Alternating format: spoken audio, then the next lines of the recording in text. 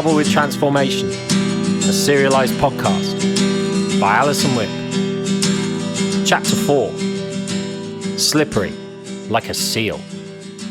Kat had told me the bare minimum about Mr. Bell, that he was a family friend and had helped us out of a tight spot in England. That's how she refers to your possible accidentally on purpose drowning/disappearance and all the insanity that followed. A tight spot. She thinks I don't remember anything, which is true, mostly. I do have flashbacks sometimes. When a car high beams into our lounge room at night, I see flashbulbs, I hear the shouting. When I'm at the Glitz Theatre, breathing in the old upholstery smell, I'm 3 years old, sitting between you and Kat in the old cinema in Ilfracombe, rain pelting on the ceiling, the occasional drop leaking through and ricocheting off our heads. I know Mr. Bell used to drive you between gigs back in the day, when you guested at Trash or Shoom in London, or hosted a dance party on Brighton Beach. He's never in any of the photos though. And even before this, I'd begun to suspect there was more to Mr. Bell than what was said on the tin. He has an unusually broad skill set and very little money worries for someone who primarily drives people around. Sure, you'd expect that someone who drove a lot of cars would have the nous to fix them. And maybe if that person was driving around someone semi-famous, it might serve them well to have some combat skills up their sleeve. But there was something about Mr. Bell that didn't quite match up. The timing of his visits, for instance.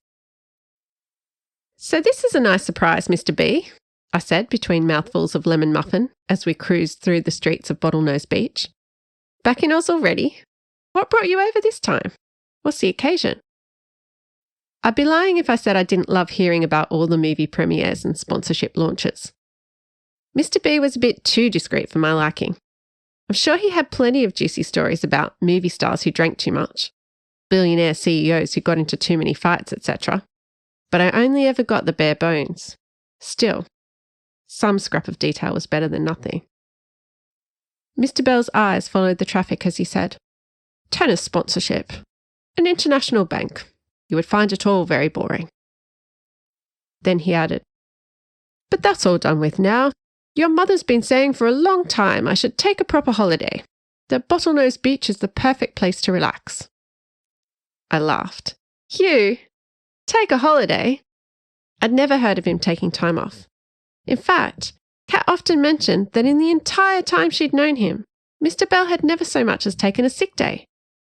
Looking back, all the signs were there. I had the sense something was wrong, even then. But I was too focused on my own agenda to put together the clues in front of my face. I sneaked a glance in his direction. He blended into the decor of the silver VW, as if he was one of the special features. He was dressed in his usual attire, a well-pressed grey suit, matching seal grey hair slicked back with some sort of product. Even his aftershave was no nonsense.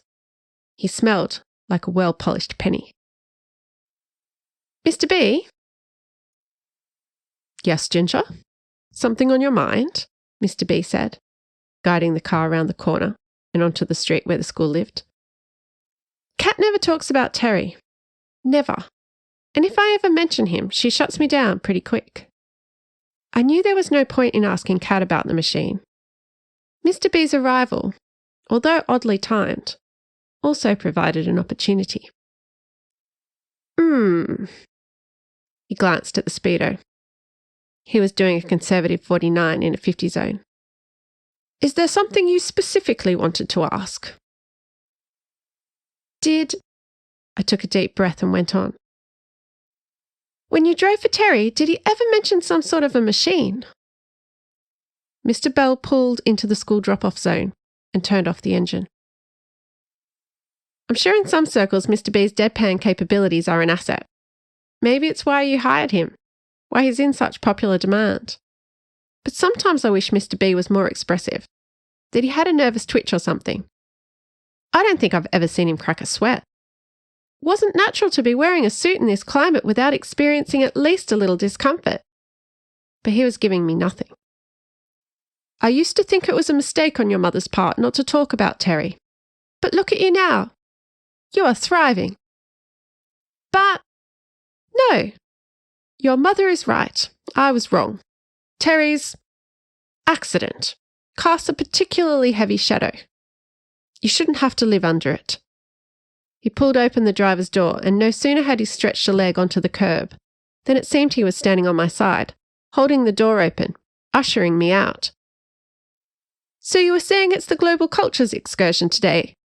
At the Ling's restaurant? Yes, but... Say hello to the Lings for me, Mr. Bell said, reaching to help me from the car. I brushed the muffin crumbs from my lap and was rewarded with an infinitesimal wince before Mr. B composed himself. Are they still mad about the teapot? I told you before, that was an accident.